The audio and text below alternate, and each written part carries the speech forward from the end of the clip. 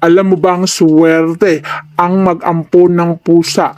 Ang mga pusa natin ay nagbibigay sa atin ng suwerte sa buhay.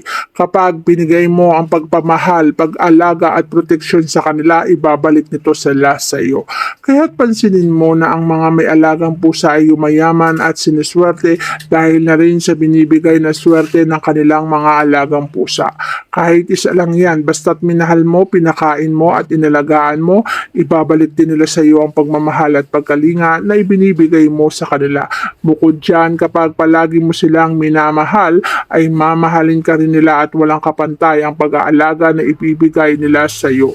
Kapag meron kang alagang pusa o nag-ampon ka ng alagang pusa, matutuklasan mo na unti-unting nagbabago ang takbo ng buhay mo.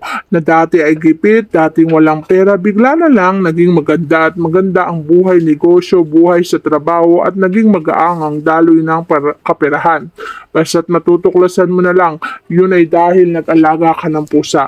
At kapag patuloy mong inalagaan at minahal ang pusa na yan, ay patuloy nitong ibabalik sa iyo ang pagmamahal at swerte na yung hinahangad sa buhay.